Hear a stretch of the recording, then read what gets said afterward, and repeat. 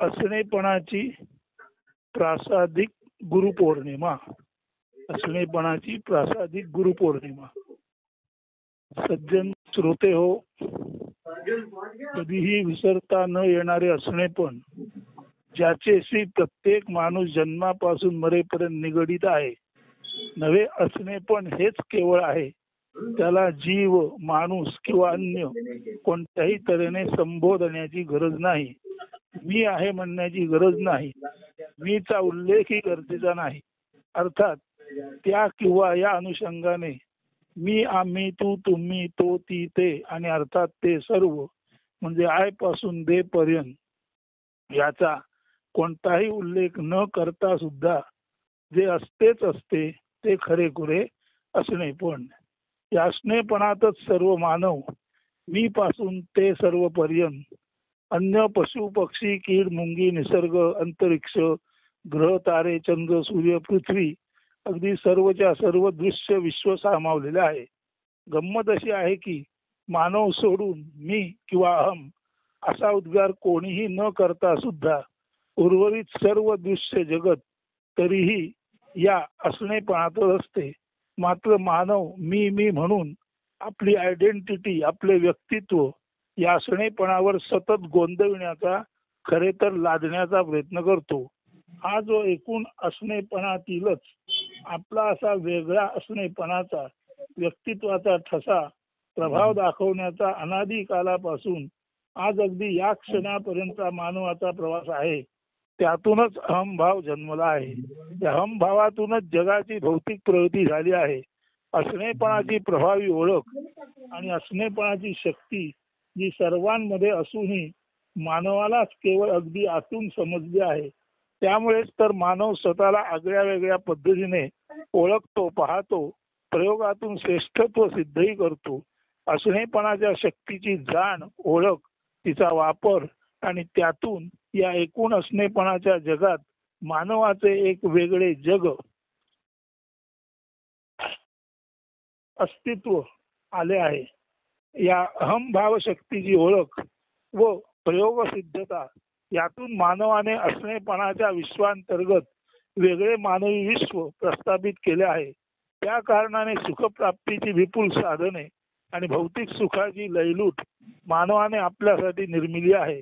मात्र असणेपणाची खरी खुरी योग्य ओळख झाली तर, तसेच त्या योग्य ओळखीमध्ये माणूस राहू शकला तर निश्चितच असणेपणाचे हे पसरलेपण, व्यापलेपण किंवा वेगळ्या शब्दाचे विश्व अधिक सुसंवादी, सुमधुर जीवनाचे आश्रयस्थान म्हणून मानवासकट सर्वांसाठी दीर्घ, प्रदीर्घ, अतिप्रदीर्घ काळपर्यंत टिकू शकेल. मात्र तसे होताना दिसत नाही. माणसाने अहम म्हटले आणि इतर कोणी अहम म्हणू शकला नाही तरी लक्षात घ्यायची गोष्ट ही आहे की असणेपणाच्या अखिल विश्वातील प्रत्येक क्षणामध्ये, प्रत्येक वेळी चालणारी हालचाल, जिला असणेपणाची हालचाल म्हणतात, ती अगदी दगड धोंड्यांपासून आकाशापर्यंत स्पंदित होतच आहे. चैतन्याचे पूरक, रेचक, प्रसरण, आकुंचन असे स्पंदन सर्वाभूती सर्वातही सार्वकालिक अनादि अनंततेने चालू आहेच आहे. खरे तर चैतन्याचे हे स्पंदनच अहमचे स्फुरण म्हणून जे मानव शब्दबद्ध करू शकतो. अन्यत्र ते निशब्दतेत चालूच असते नव्हे. माणूस मी अहम उद्गारत नाही तेव्हाही आणि तो अहम उद्गारतो तेव्हाही ते उच्चारित किंवा अनुच्चारित पद्धतीने चैतन्याचे स्फुरण मानवासकट सर्वत्र अगदी उघड उघड चालू असते. चैतन्य, त्याचा भाव, त्याद्वारे प्राप्त शक्ती याची ओळख झाल्याने माणूस जरी आगळा वेगळा म्हणून या असणेपणाच्या अस्तित्वाच्या जगावर प्रभाव टाकू शकत असला तरी मूलतः चैतन्याचाच प्रभाव आहे. माणसाने स्वतःला चैतन्य म्हणून नीट ओळखले, पारखले, जोपासले, संवर्धित आणि सुरक्षित केले तर तोच या जगाचा खराखुरा नियामक, उद्धारक, संजीवक व संजीवनी देणारा, जगाला त्याच्या शुद्ध असणेपणात स्थिर आणि तुलनेने दीर्घकाळ शाश्वत राखणारा रखवाला ठरू शकतो. अशा वेळी या असणेपणाच्या चैतन्य स्पंदित जगाला अन्य काल्पनिक, त्राता, ईश्वर, परमेश्वर किंवा अवताराची गरजच उरणार नाही. मात्र तसे झालेले दिसत नाही, कारण माणसाने त्याला प्राप्त चैतन्य शक्ती नीट ओळखली असे वाटत नाही आणि अहंचा हुंकार तो देऊ लागला तरीही त्या शक्तीची सुयोग्य सुविहित ओळख त्याला न झाल्याने त्याचा हा अहंचा हुंकार त्याच्या गळ्यात अडकलेल्या माशाच्या काट्यासारखा त्याला टोचू लागला आणि आज मी ती चैतन्याने असलेपणाचे विश्व रखवालीस ज्याच्यावर सोपवले तो माणूसच कुऱ्हाडीचा दांडा गोतास काय या न्यायाने संपूर्ण जगाचा नाश अगदी समीप आणण्यास कारणीभूत ठरला आहे. माणसाचे जाणीवेचे भावनेचे ज्ञानाचे प्रगतीचे सुख समाधान व त्यासाठीच्या साधनांचे विश्व इतके अफाट झाले आहे की ही समृद्धीच त्याच्या विनाशाला कारण ठरू पाहत आहे. खरे तर ही समवृद्धी नाही तर विषमवृद्धीच आहे. माणसाच्या समृद्धी बरोबरच निसर्ग पशुपक्षी प्राणी अन्य जीव जंतू यांचे असले पण तुझे थिटे ठेंगू होणार असेल तर नव्हे ते तसे होतही आहे. माणसाच्या असणेपणा ही निरर्थकच ठरतो. आधी माणूस इतर सारे खात आहे भक्षित आहे आणि आता माणूस माणसालाच खात आहे. अहम ही अस्तित्वाची जाणीव म्हणून न उरता ती अस्तित्व जिवंतपण जीव जगत नष्ट करणारी दुष्ट चेटकीण ठरत आहे. अहमात्मा म्हणजे चैतन्य रूप म्हणून माणसाच्या रूपाने मीच माणूसच सर्व जीव जगत निसर्ग ईश्वर रूपे वावरत आहे. त्या कारणाने रक्षक नव्हे भक्षक त्या कारणाने आपण रक्षक आहोत भक्षक नव्हे ही आपली उच्च भूमिका माणूस विसरला आहे. लोकेशना दारेशना वित्तेशना लोकवासना देहवासना शास्त्रवासना षड्विकार ग्रस्तता त्यामुळे माणूस खरे तर नर से नारायण न बनता उलटा वानर होऊ पाहत आहे. अहमची यथायोग्य जाणीवत समवृद्धी अहमची यथायोग्य जाणीवत समवृद्धी नव्हे विषमवृद्धी म्हणजे सर्वांचीच वृद्धी इतरांचे नष्ट होणे नव्हे. हे अहमच्या यथायोग्य जाणीवेमुळेच समवृद्धी होते विषमवृद्धी टळते. सर्वांचीच वृद्धी माणूस सोडून इतरांचं नष्ट होणे नव्हे याचे ज्ञान देते. यामध्येच अहम चैतन्य म्हणून असलेपण म्हणून सर्वत्र सर्व व्याप्त आहे स्वतंत्र आहे समत्वपूर्ण आहे प्रेम स्वरूप आहे सर्व शक्तिमान आहे आणि सर्वज्ञही आहे हेही नीट पाहता येते. मात्र हे पाहण्यासाठी अहम म्हणजे चैतन्याची जाणीव केवळ आणि केवळ चैतन्य म्हणूनच स्वतंत्र हवी. म्हणजेच हे मात्र हे पाहण्यासाठी अहम हा केवळ आणि केवळ चैतन्याने पूर्ण अन्यथा तो मुक्त रिकामा कोरा आणि केवळ चैतन्याने परिपूर्ण व्हावा. अहम जेव्हा कोणत्याही चालीरीती रूढी परंपरा जात पात धर्म गोत्र देव दानव संस्कृती स्वदेश परदेश स्वकीय परकीय या सर्वच्या सर्व परस्पर विरोधी संकल्पना मानव भ्रामक समजुती स्थलकाल दिशा धोरण तोरण श्रेष्ठ कनिष्ठ गुरु शिष्य या समजुती गैरसमजुतीपासून मुक्त असतो तेव्हाच तो असलेपण म्हणून पूर्ण असतो. पूर्ण असते त्याची चर्चा मांडणी संभवत नाही. इथे ही मांडणी सुद्धा केवळ संकेत रूपाने आहे. तेव्हा लक्षात घ्या पूर्ण असते त्याची चर्चा मांडणी संभवत नाही. जो असलेपणी पूर्ण आहे तो प्रथम अर्थात अंतिम मुक्तीचा लाभार्थी असतो. येथे प्रथम व अंतिम हे शब्द काल व स्थल दर्शक नव्हेत. येथे प्रथम व अंतिम हे शब्द काल व स्थल दर्शक नव्हेत ते लक्षात घ्यावे. प्रथम पासून अंतिम पर्यंत समांतर किंवा ऊर्ध्वंतर नसते तसेच तेथे अगदी आता नंतर असा कालही नसतो. प्रथम अर्थात अंतिम मुक्ती म्हणजे असले पण हेच पूर्णत्व. पूर्ण असतो तो केवळ चैतन्य सुसंवेद्यता म्हणून नेहमीच तसाच्या तसाच असतो. तो काही इच्छित नाही मागत नाही घेत नाही. खरे तर तो देतही नाही. तो गुरु नाही लघु नाही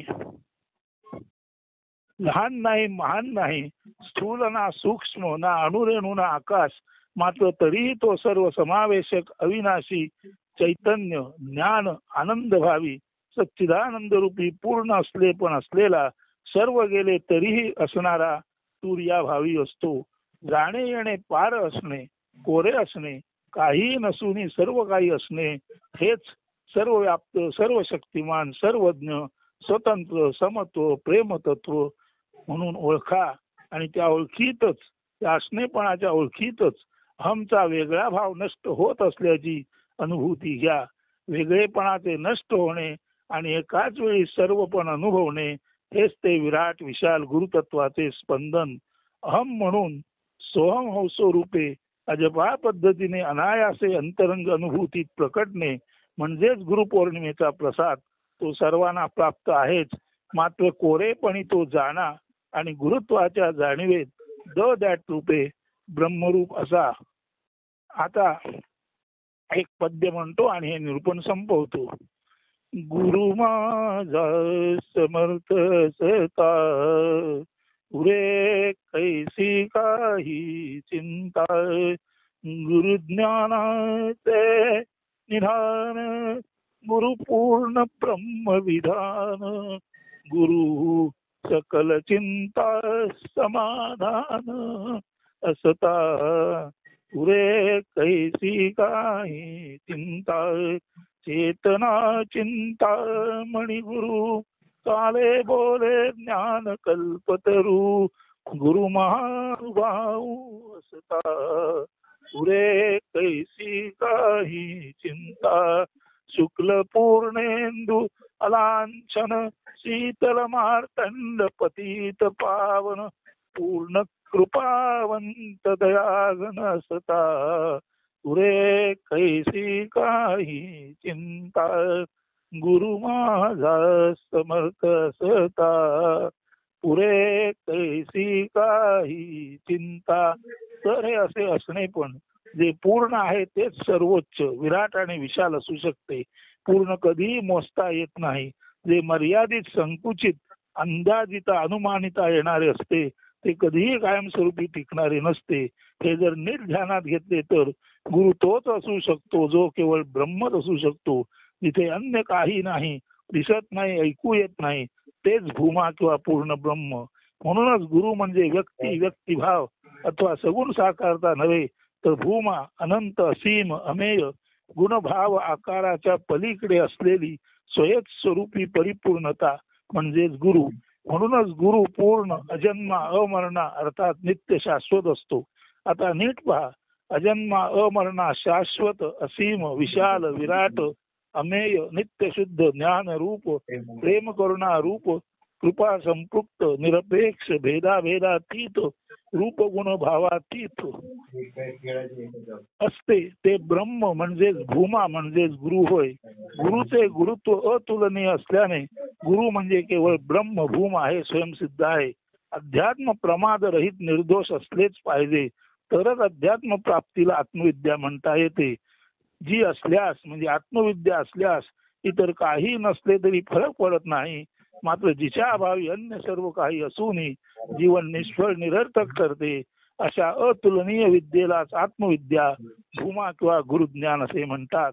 तर असे पूर्ण ब्रह्म भूमा हेच ज्याचे श्रद्धेय गुरुतत्व आहे, हे ज्याच्या जीवनाचे एकमेव प्रेम आहे, ज्याच्या जीवनाचा प्राण आहे, अशा भक्त वा शिष्याला कोणतीही चिंता कधीही भेडसावू शकत नाही. गुरुज्ञानाचे भांडार असल्याने त्याचे झालेले स्फुरण किंवा प्रेरणा पूर्ण ब्रह्माचेच वचन वेद वाक्य असल्याने व गुरु सर्व चिंतांचे समाधान औषध वा उपाययोजना असल्याने स्वयंभूत्वाने अशा एकमेवाद्वितीय ब्रह्माला ज्याने गुरु म्हणून अंतरंगात दृढ धारण केले तो सदैव चिंतामुक्त असणारच असणार. तर असा गुरु चैतन्य रूपी चिंतामणी म्हणजे चिंतिलेले त्वरित देणारे रत्न आहे. येथे रहस्य असे आहे की गुरु हा निरीच्छता देत असल्याने शिष्य आपोआपच निरीच्छ अयाचित होऊन पूर्ण समाधानी राहतो. त्याचे हे समाधान चिरंतर नित्य शाश्वत असते. ज्ञानाचा चालता बोलता कल्पतरू कल्पिलेले किंवा आवश्यक ते ज्ञान वेळोवेळी शिष्याच्या हृदयात सहजतेने प्रकट व प्रकाशित करणारा असा हा ज्ञानवृक्ष असणारा हा ब्रह्मरूपी भूमा गुरु खरे तर करुणाभावी महानुभाव परमसत्य किंवा दयासागर संतच आहे. हा भूमा ब्रह्म म्हणजेच गुरु अत्यंत सौंदर्यशालिनी आणि लावण्यमय पौर्णिमेच्या चंद्रासारखा आहे. मात्र तरीही तो पूर्ण निर्दोष प्रमादरहित डाग नसलेला आहे. त्याला आकाशातील चंद्राला डाग असतो तसा डाग वा पूर्णता बिलकुल नाही. तो मार्तंडासारखा तेजस्वी असूनही जीवमात्रांना ताप देणारा पोळणारा नाही.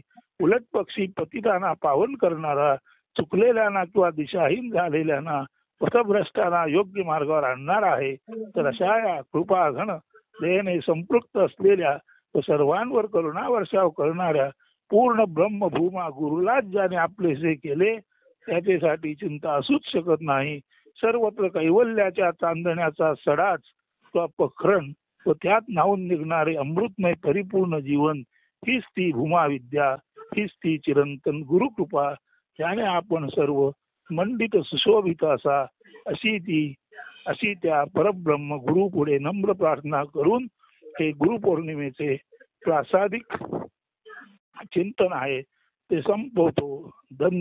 धन्यवाद असतो. सर्वांना गुरुपौर्णिमेच्या शुभेच्छा.